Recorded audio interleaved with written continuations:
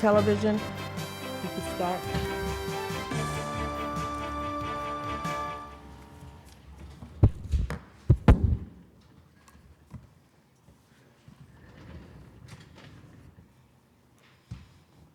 Your roll call, please, Michael. Chairwoman Williams, Present. Vice Chairwoman Edith Agello, Present. Bella Robinson, Robin Lynn, Justice Gaines,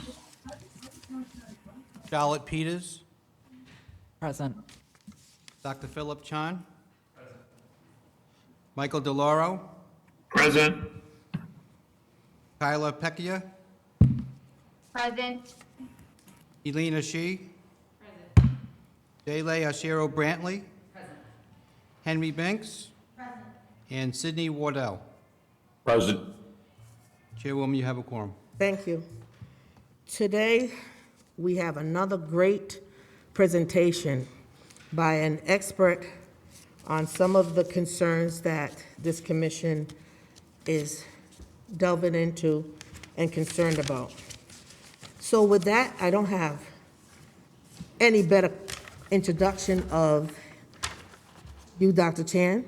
You're very well known and appreciated and welcome, and class is in. Please proceed. Thank you very much. Good afternoon. It's a pleasure to be here, and I'm thrilled to talk about something other than COVID today. You know, I kind of think about life, professional life as pre-pandemic now and post-pandemic. And pre-pandemic, my specialty has really been HIV and other STIs. So I'm pleased to be here chatting about it today. And I guess just in terms of disclosures, the other thing I just wanted to mention in terms of my background as well is I have worked with one of the other community-based organizations here in Providence for the last decade, Project Weber Renew. So I'm currently on their board of directors for the last 5 years. A lot of my work at the intersection of HIV and STIs has been focused on male sex work, which is certainly a marginalized population, and done a lot of research actually and programmatic work with that group in general. So this topic is not new to me. There's certainly elements that are new. But what I want to do today is just let the commission know and give an update on HIV and sexually transmitted infections in general. I want to stick to the data and also touch on some of the public health impact as we talk about this issue and what the data shows. So first off, I'm going to talk about and just review the public health impact in general of sex work. I have some updated slides on behalf of the Department of Health about HIV, other STIs, and then just chat a little bit about the potential impact from a public health perspective about what decriminalizing sex work may mean and some of the pros and the cons. So as we think about sex work from a public health perspective and through a public health lens, you know, sex work really intersects a lot of other issues that we all care about, certainly public health and otherwise. And this includes things from housing to poverty, substance use, mental health, discrimination, racism, just access to healthcare in general. And sex workers in general face disparities across all this. And I guess if you had to ask me, why as a public health person, why should we think about decriminalizing sex work? To me, it's really because when you have repressive policies against any population, really, you drive those behaviors underground, and you make it a lot more difficult to address these very important topics, these issues that affect not just the person, but also our community and our population. And so when I look at this from a public health perspective and through that lens, one of the reasons that we are talking about this is to really address some of these other issues that are, of course, major problems in our state, such as substance use, mental health, all these things really. So that's why it's important to focus on this, to talk about it. And the bulk of and this is my only study I'm going to show, research study, but this was a well-done review that reviewed the bulk of the data of what had been done to date in 2018 here. And what this study found was that repressive policies in general, looking at criminalization of sex work, has really been associated with these numerous things related to public health. And the first is sexual physical violence in places that had these repressive policies. Sex workers were increased risk of violence by almost 3 times. And what happened, and you can imagine, is in some of these situations, is that these individuals were really put into situations that were unsafe and at risk of either sexual or physical violence. We'll talk a little bit more about this, but HIV, other STIs, the research and the public health is really shows that these folks are increased risk of HIV and other STIs by approximately twofold for sex workers in places that have these repressive policies.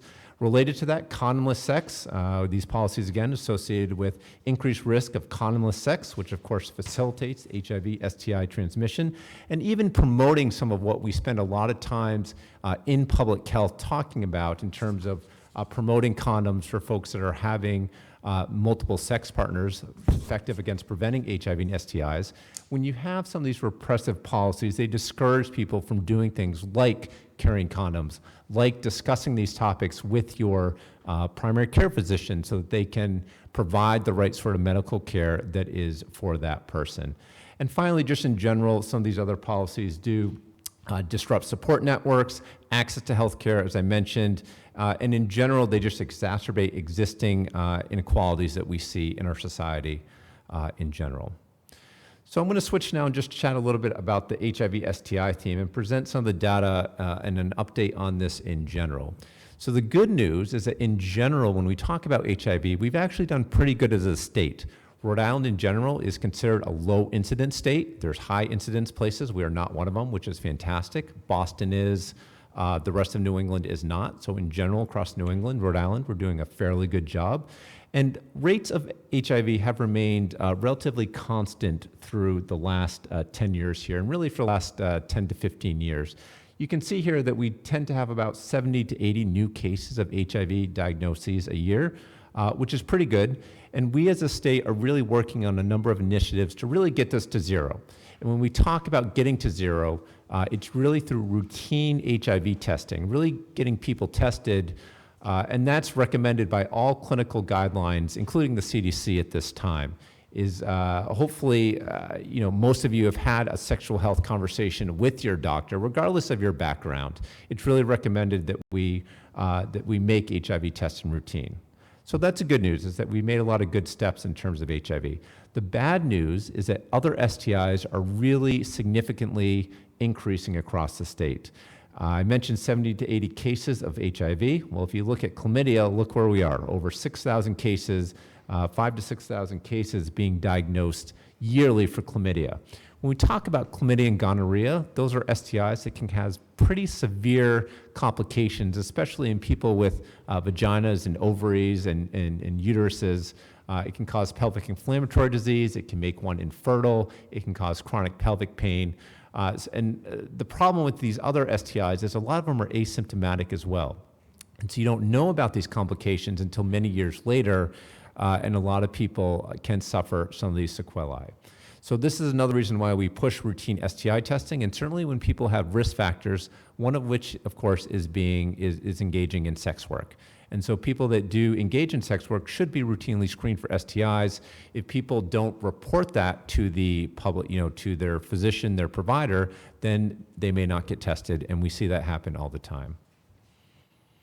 What's also striking here is gonorrhea. I think about gonorrhea and chlamydia as being similar. They tend to cause, both can be asymptomatic, no symptoms, so it can be tough to know when people do have symptoms.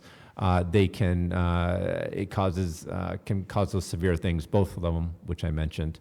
The other STI that we routinely follow here in Rhode Island is syphilis as well. And syphilis to me is one of those things, if you look here, really exponentially increased over the last 20 to 30 years. I mean, many fold increased. There's an association between syphilis and HIV. A lot of syphilis is among men specifically. We definitely see it in the male sex work population. It's something that's associated with HIV. But we're also seeing an uptick, even here in Rhode Island, in congenital syphilis. And congenital syphilis is a big deal because kids, unborn babies, do die from syphilis, and it can cause very severe complications. And we're starting to see syphilis disseminate into some of the more generalized population. This is happening across the United States. These trends that I'm showing today are specific to Rhode Island, but they are reflected in general across the United States. So, and these are the infections that we know about. If I were to ask you what is the most common STI, you would say may be HPV, which you'd be totally correct, or HSV, the second most common. We don't even have great numbers for those. So these other STIs are really just exponentially increasing, and I have a couple thoughts in a slide or two about that, why that may happen. The other thing of note to just mention about STIs and HIV in general is that there are significant disparities among different populations. So when you look at African American Black individuals, they have a 5 to 8 times higher rate. These numbers that I'm sharing today are for the entire United States, not specific to Rhode Island, but we see those disparities reflected in our state as well. When you look at the Hispanic Latino community, 1 to 2 times higher rates of STIs.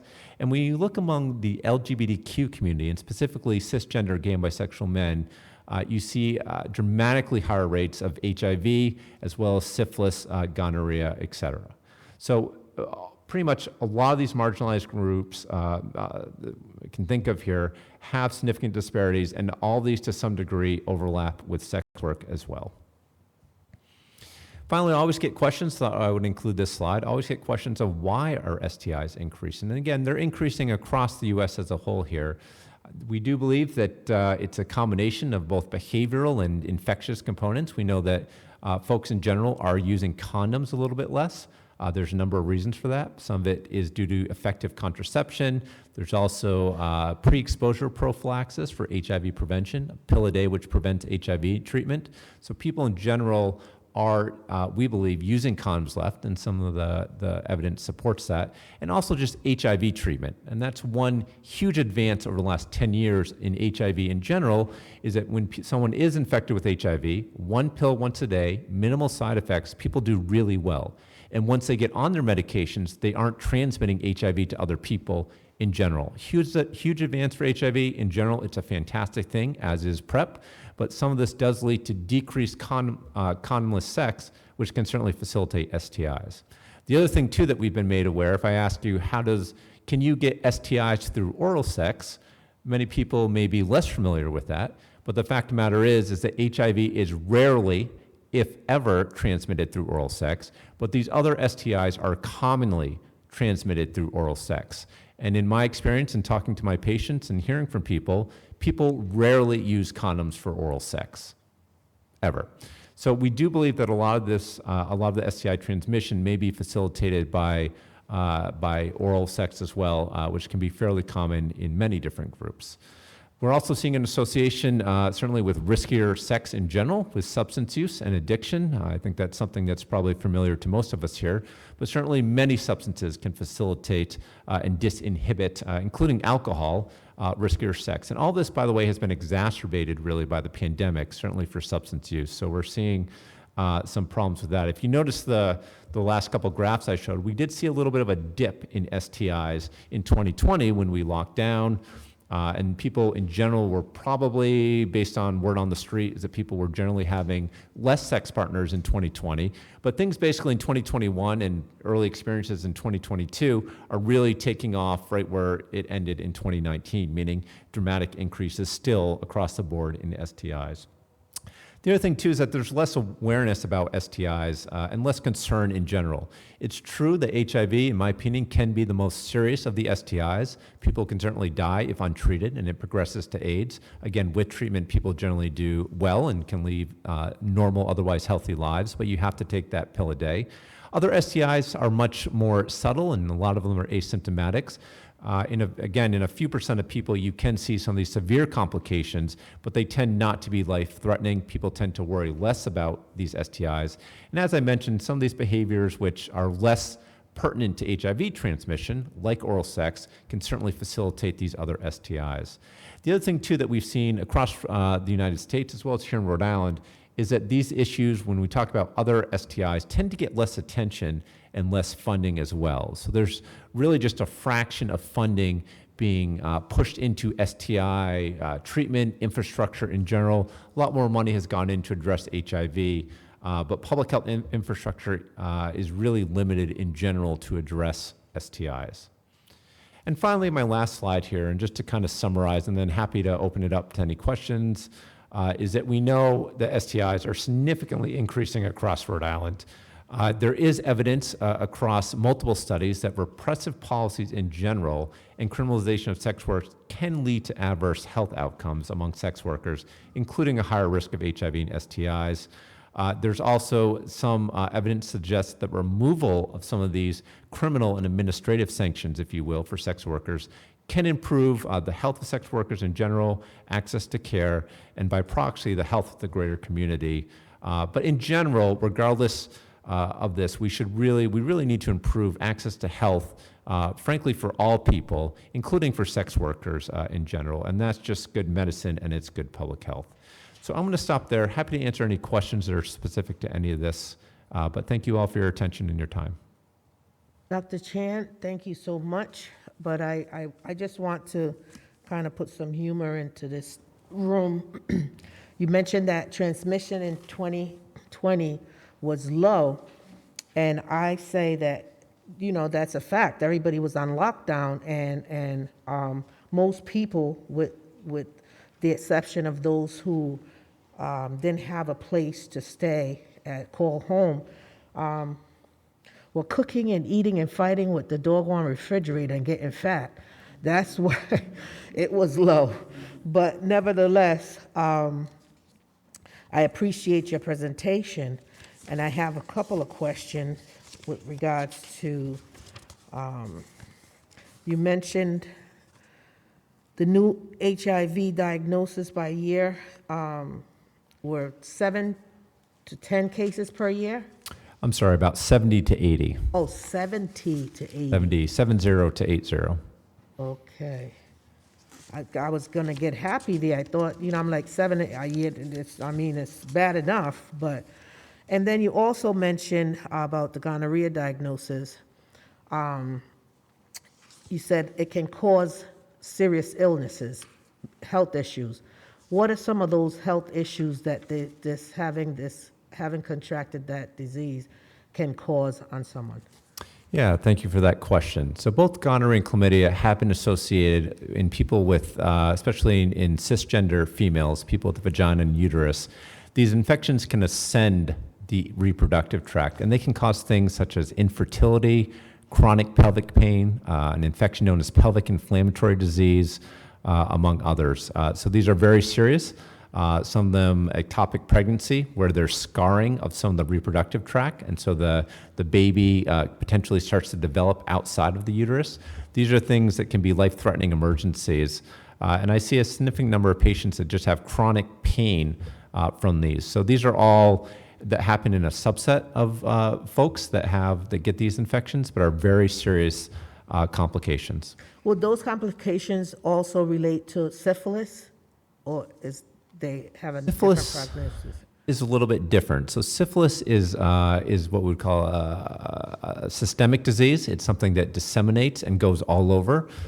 Complications of syphilis can really be nasty, and they can be nasty decades down the road. So tertiary syphilis can cause early dementia, it can cause heart disease, it can cause problems with your aorta, and it can be life-threatening. So syphilis is not something to trifle with, and has been exponentially increasing, unfortunately, in our state. In Rhode Island it is? In Rhode Island, yep. I'll throw the graph back up here. You know, it's interesting with syphilis, we were, both in Rhode Island and as a country, we were close to eliminating syphilis a few decades ago. We were approaching 0 cases. And what happened is this infection started to spread specifically in gay and bisexual men and be associated also with HIV transmission. And so even in our state, we do see the majority of these new infections among men still, but it's started to spill over now into the general population, which is why we are seeing some cases of congenital syphilis. So babies are starting to be affected as well. Wow. And what is HSV? So sorry for that. Human simplex virus, so HSV, the cause of genital herpes, that's the common name, is another very common STI. Okay, thank you. Are there any questions to Dr. Chan? Proceed. Hi, Dr. Chan. It's good to see you in person, and thank you for all your work on COVID. We're so lucky to have your expertise here. I think some of the data that you showed is so special to Rhode Island because we did have the opportunity to look at the impacts of decarceration or, on sex work. And I think the results speak for themselves from a public health perspective. I just wanted to know whether you think, how you think of Rhode Island as a special case, because I think we are gathered here because there is so much potential given legislative histories in this state. Do you see in a national conversation people pointing to similar public health metrics of decriminalization, and is that where a national conversation is headed, or do you think we really have a special opportunity as Rhode Islanders given our legislative history and the unique data that we have? Yeah, it's a great question. Listen, I always think we have a unique opportunity in Rhode Island. One of the things I love about Rhode Island is we're a small state. We generally get along. People are generally on the same page. And I do think that we have to work together on this stuff and put some of our differences aside, because at the end of the day, we actually all have the same goal. And so I'm reminded of that. We have the same goal. And I think, one thing I often tout Rhode Island to my colleagues from across the country is that we do serve as a model state. We can be a model state. And I love the fact that our state's progressive. I do think we did a good job during the COVID pandemic. And I think that's reflective that us as a state, our state leaders, public health, academics, clinical sector generally tend to be on the same page. So I do think this is an important issue. I do think we're ahead of the curve. And it's one thing I love about our state. Thank you, Elena. Robin?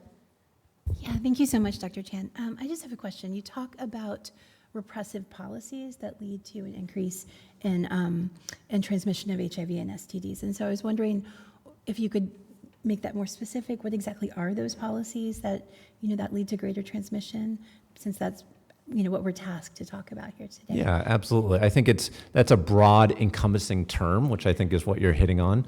I think for the purposes of this, certainly when you criminalize something, people are less likely to talk about it, to be honest about it, report it for sure. So in this case, we're talking about criminalization, but it also deals with stigma, comfort, et cetera. So just repressive policies in general. And are those different than what you would see, for example, in legalization versus decriminalization? Is there something very specific about those different types of policies that would lead to greater transmission? Yeah, my guess is when I think about repressive policies, it's really a combination. It's really a spectrum, right? From it being, criminalized to legalized, supported. And I think regardless of what you think about the behaviors themselves, I think the goal of this is to really make sure that all people have access to care, that they have access to the correct and accurate information so that they can make informed decisions about their health. And again, when you have these repressive policies, it drives the conversation underground, and people are not willing to report these behaviors, and therefore you can't even have that informed conversation. And we also, it drives the data and the reporting underground, so we don't have a clear picture of what's happening. And then we see these adverse outcomes, as we're discussing today with HIV and STI case rates. And what we're trying to do is really to get the bottom of these structural issues so that we can address them and make sure that people can be as healthy as possible. Thank you. Thank you, Robin. Representative Agello? Thank you, Chairwoman Williams. Dr. Chan, thank you for your time today and your wisdom and all that you've done for us with fighting COVID. I'm curious, on the last page, the last slide, you say evidence demonstrates that repressive policies and criminalization of sex work leads to adverse health outcomes among sex workers, including a higher risk of HIV, STIs. You say evidence there. Is there data comparing a state with more repressive policies to other states or other countries? Is there data that we can look at? There is, and I can perhaps send that around to the commission, some of those specific studies. I summarized here on this slide what's known as a review of all the work that's been done. And so they basically pool all the results of multiple studies to get to some of these numbers. But you can see here on this slide, perhaps in one of my first slides, where I talked about people when there are repressive policies in some of these settings compared to settings that do not, it appears to increase the risk of HIV and other STIs by almost twofold. So there is evidence to that, and I can send around some of the specific data related to that. What are those countries or states with the less repressive policies and therefore better numbers? Yeah, that I would have to get the details for you. Okay, Yep. thank you. Please do. Will do. Are there any other, thank you, Representative Agillo. Are there any other questions, suggestions? Proceed. Hello. I took the HIV class at Brown to be a professional test counselor, and some of the things that we were concerned about is people were being asked what type of sex they have. They weren't, primary doctors weren't telling people about PrEP or PEP. We know from our survey of 1,500 sex workers, more than half of them didn't trust their medical providers. We know about mandatory testing for people arrested for prostitution-related charges, while the clients, when they're arrested, don't get the mandatory reporting. But I'm curious, as far as how many people are coming into the STD clinic, how many of them, what % would you think acknowledge that they're involved in sex work? And then I wanted to ask you if you could talk about, Coyote created the continuing medical education classes for healthcare providers to start these conversations, that we have a right to be honest with their healthcare providers and ask questions about our body, and how that can start to break down some of the stigma. Thank you. Yeah, it's a good question. So in some of the STI clinics that I work as part in the state, about 1% to 2% of people, depending on the exact population that you look at. And I totally agree, I think, with your point, and as a physician myself, is that we do need, in general, as a clinical community, to do a little bit of a better job being open and to having those discussions. I think just discussions about sexual health in general. And this is part of what I mean when I say that some of these discussions are being driven underground. I think in a perfect world, and what's recommended and what the clinical community should be doing, of course, it's just having an open discussion about sex in general. That's the first place to start, even before you start, of course, talking about sex work, et cetera. So I definitely think there's room for improvement there. I will remember back when I was in medical school, I'm sounding a little bit old, and I'm trying to think about, this was 1996 to 2000, is I don't remember ever getting a class on sex or how to talk about sex. And I heard Vermont mentioned. I actually went to the University of Vermont, so I lived there for 10 years. But I never got a class on sex, for example. So as I talk to medical students now, they are getting some more of that education.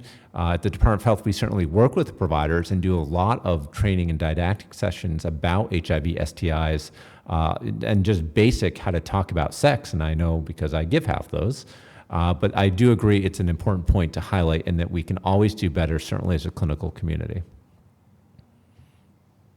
Any other questions? Leah? Hi, Dr. Chan. I wanted to thank you also for your work on this. And there's this idea that as sex workers there's the term sexperts on sex, right? Because when you have a lot of sex and you negotiate consent, that can make you an expert on that subject. I think that I and my colleagues have had many difficult times working with the medical providers, and many times we actually end up educating them on things like STI transmission or even lab testing. And this happened a few weeks ago when I went and got my own STI screening. And I asked my women's health clinic, as a non-binary person, that's interesting, also that it's only for women. So I went into my women's health clinic and I got my blood drawn. And I was like, oh, can I do the swabs as well? Because I'd like to be thorough in my STI, testing. And they had no idea what I was talking about. And I was like, I'd like for there to be oral and anal swabs, obviously, because they can show up in one part of the body and not the other. And I ended up educating all the nurses in that women's clinic about the fact that they not only did not offer that in this women's clinic, but they had no idea. So I think it's an interesting thing that there's this idea that sex workers are, you know, we have a lot to add to this conversation, especially around education and particularly around people who actually work in the health field. And I think that that's something that doesn't always get, you know, talked about. I see it's a lot better in HIV and AIDS clinics, and on my HIV and AIDS clinics, they always do swabbing. And so I wanted to see if you could maybe speak a little bit about the gender disparities between sort of feminized bodies and women and men in testing and also in sex work, right? Because we're sitting on this commission and there's not a lot of like, I don't see any male sex workers that I am looking at, and forgive me for that, but there's a reason for that, the invisibility of that, and the sort of the gendered issues around how we gather data, testing, and transmission, high rates of African American female transmission of HIV infection right now nationally. Yeah, I think you raised some great points. As I mentioned, actually, most of my work historically has been done among cisgender male sex workers, so totally appreciate the point. And I think you also highlight another one of those structural factors related also to Bella's question, the previous question about just making people feel comfortable and discussing their sexuality and their gender, sexual orientation, et cetera. But all these issues to me are related, and at the end of the day, you just want to create that open environment. And this also has very important public health and clinical consequences, as you're suggesting. If you don't take that history, you may not realize that people need to be swabbed, for example, at different sites. And so just for to fill us all in here, right, most of the time if you ask, for example, for a gonorrhea or chlamydia test from your physician, they'll ask you to pee in a cup. Well, that checks for gonorrhea or chlamydia of your penis or vagina, because that's where your urine's coming from. But if you're having sex that involves your rectum or your throat, either performing oral sex or bottoming, having anal receptive sex, then it may not pick up the gonorrhea chlamydia of those sites. So that's why it's important to understand and have this open discussion as a physician, with the patient in front of you, with your provider, so that you can provide the best medical care and address some of these things that we're talking about today. Can we find out, Dr. Chan, what states or clinics do the swab that Leah mentioned? Because that would be interesting to know which ones do it and which ones don't, if it's at all possible to obtain that information, you think? So it's a clinical recommendation and guideline by the CDC and others that physicians and providers really need to be able to do that. So my suggestion would be that we, Department of Health, the state, clinical community, need to do a better job educating all physicians. Now there's if you go to a sexual health clinic, I practice myself at Open Door Health, which is an LGBTQ health center. We obviously do it. The Miriam Hospital STI Clinic, Planned Parenthood, all these sexual health focused clinics definitely do it. It's really more, as we talk about some of these topics, again, back to some of the previous points, it's really about educating the general clinical community about how to just even talk, ask about sexual health, and certainly screen for some of these STIs. Okay. Johnny? Thank you, Dr. Chan. Proceed. Oh, thanks. Hi. So in recent years with my work in Vermont, several colleagues and friends have come to me in their OBGYN experiences saying that certain screenings were deprioritized because the sheer volume of infections. And I was wondering if you could speak on that in terms of the community in Rhode Island, specifically like HPV and other more commonplace, quote unquote, STIs. Yeah, so unfortunately during the COVID pandemic, as we all recently remember, is that there was a lack of supplies for so many things. And some of the supplies for STI testing, like some of those swabs that you were swabbing noses, et cetera, were also being used to swab other things for STIs. So there was a shortage of supplies for STI testing, unfortunately, during the pandemic. And there were recommendations from the CDC, which we, of course, supported in Rhode Island, about limiting STI testing during the peak of the pandemic back in 2020, because we needed to prioritize and focus everything on COVID testing, unfortunately. So at the moment, we're in a much better place and those shortages don't exist, but they did during the pandemic, and they did hamper our response to STIs. And just thinking about, we briefly touched on the impact of COVID during the pandemic, One of them, the word on the street was that a lot of people had less sex partners because of the restrictions. Also, a lot of clinics closed and didn't see people in person as well. So we did a fair amount of treatment over the phone. Just as a side note, telemedicine was so important during the pandemic and continues to be important for some of the folks too that we care for in terms of facilitating access. So some lessons learned from the pandemic. I think it was tough, and this is one of those areas that we also saw some impact on in terms of STI and sexual health. Bella? Thank you, Henry. I noticed, I've heard a lot of feedback from people in general, not just sex workers, that primary doctors, when they're asked, even in my case, when I first asked my primary to be tested and looked at my results, oh, they only tested me for syphilis. What about gonorrhea? What about chlamydia? What about this? What about throat and vaginal swabs? So I know in the porn industry, it's either called a 6 or an 8-point test where you're tested for everything. And I also wonder, even if you're asked the right questions, how many people are being honest about whether they're using condoms with every act, how many partners they have, what type of sex they have. And I wonder if maybe we should start teaching physicians, like, you know, when I go for my annual physical, they always ask, do you want an HIV test? I said, of course. Maybe they should ask, hey, it's just good practice that everyone's tested for everything once a year. I also want to point out is there's this narrative that monogamous people are safe from STDs, and in my experience, when people cheat, they lie. And I think every responsible adult, whether you're married or anything, should be tested at least once a month. And I'd like to point out that when we surveyed 1,500 sex workers, they had better condom use than the general public per the CDC's data. Thank you. It's a great point. I think one thing that we always struggle with in public health, and including with COVID, is the balance between resources and feasibility. So totally agree, all your points are very reasonable. It's just a matter of, do we have the resources, et cetera.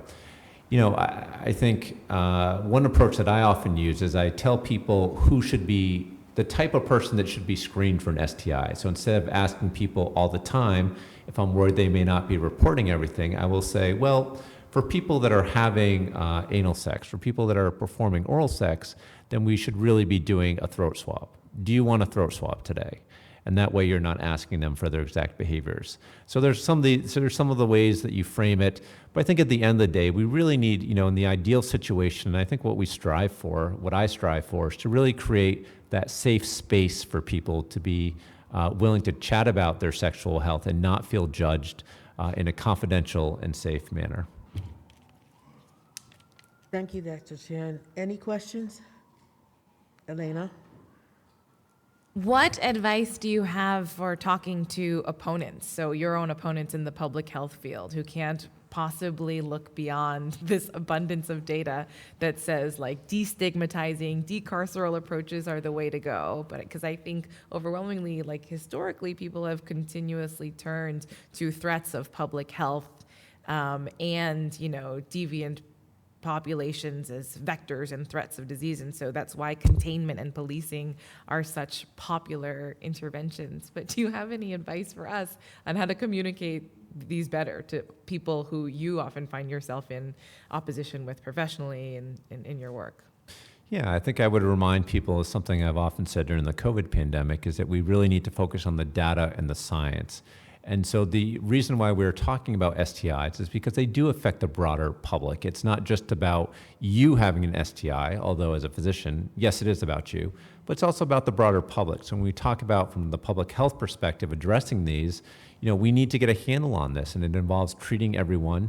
And the data really shows that when you have some of these repressive policies, that people are more likely to get HIV and STIs. So the answer, based on the data and the evidence and the science, is that we need to try other things.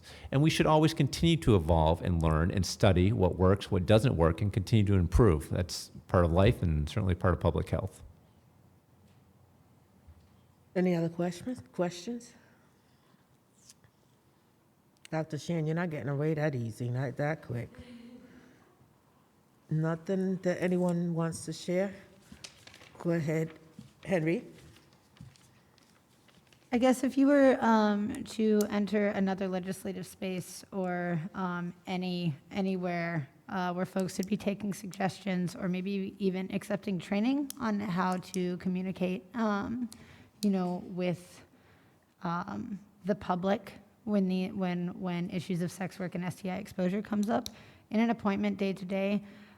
Can you name any resources that would be kind of like clickbait away? Any recent bits of literature, any data that would be user friendly to folks who aren't in this line of work? There's data that exists through the CDC. I think the first thing I would recommend is just thinking about how we address sexual health in general. And part of it is, from a clinical perspective, is just talking about it and creating that safe space where we can, where people are engaged and we care. So I would refer people to the CDC. I think you did identify one of those areas where there's just limited data, so limited resources about sex work specifically and STIs. Yeah.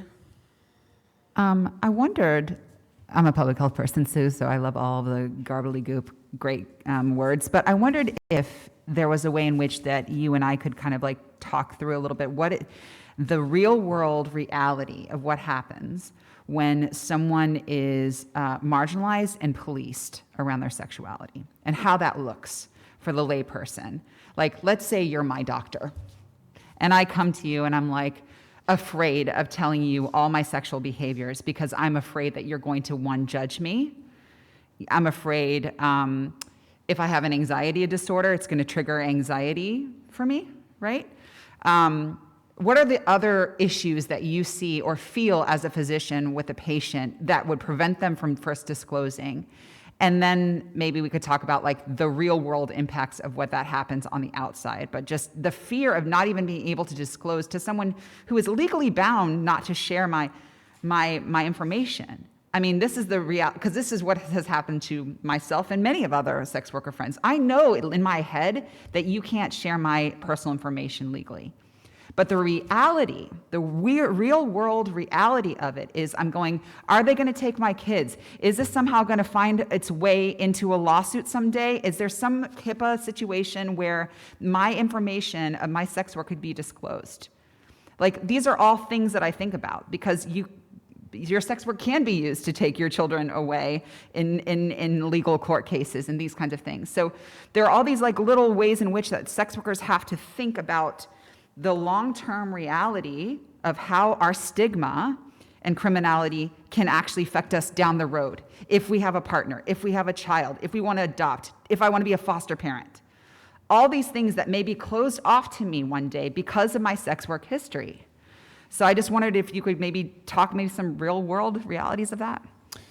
Yeah, and it's I think as you're alluding to, it's a two-way street and a two-way relationship when you have a patient and as a physician. As a physician, if someone is not reporting to me what they're doing, then I'm not going to make accurate decisions about what's best for their health.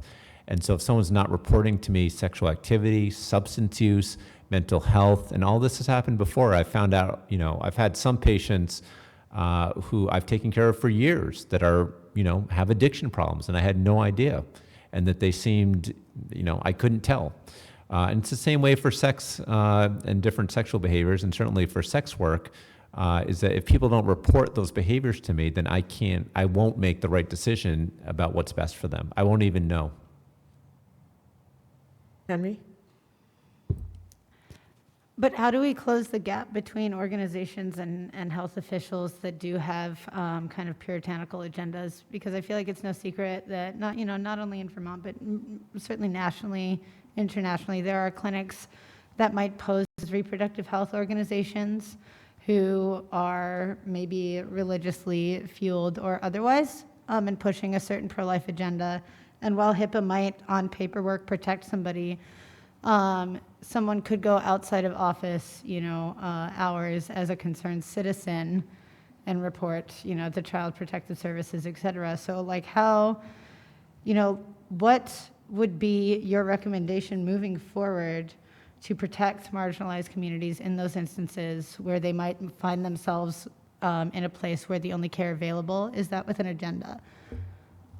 Yeah, it's a great question. I think to me, what you're touching on is really the need for good data and science and accurate resources. And just on a broader note, I think that's one thing that's made me really sad just about events over the last 4 or 5 years. It's just the focus on misinformation, and we've seen the power of misinformation and disinformation. We've seen it during COVID, we've seen it in other aspects. And I think this is an example where we just, again, need to focus on the data, the science, what works, and to continuously improve and get better. I suppose I kind of want to pick your brain for solutions. How,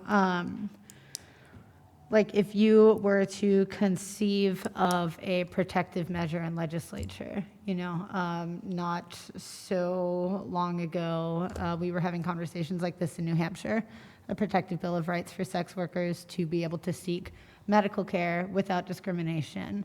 I'm wondering if you have recommendations like that in your work. What are your thoughts?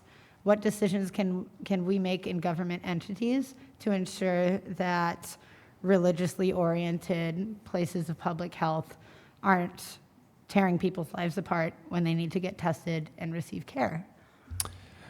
I don't know if I know enough about that to make an educated decision. I would say, as we talk about some of these, what I firmly believe, for example, about incentivizing and making these structural changes, for example, to do things like tests for HIV and STIs. And so one thing I've often thought, and one thing that we do in some areas, is incentivize clinics and have quality measures which hold clinicians, providers accountable for some of these things that we're trying to address.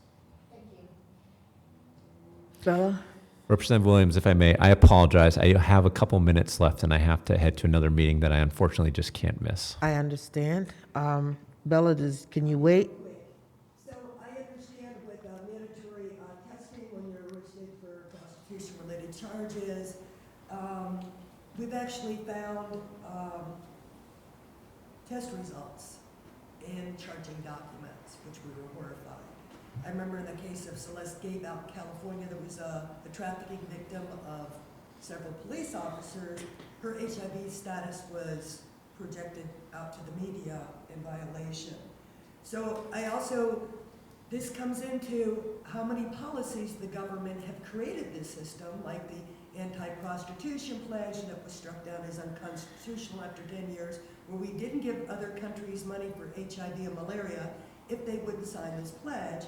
Brazil returned $40 million to the United States because signing it means you can't do outreach to sex workers. And they weren't going to risk their public health and safety under this law that didn't make sense. Thank you. Dr. Chan, thank you so much for your presentation. Thank you for being on the commission. And I look forward through someone like yourself and others to continue to educate the public and myself where this commission will be going at this particular time, hopefully forward and upward for the betterment of sex workers and the general public in a whole. And with that, I will entertain a motion for Move to adjourn, Madam Chairwoman. move to adjourn, second by Robin. And all in favor? Aye. Aye. Thank you very much for your time.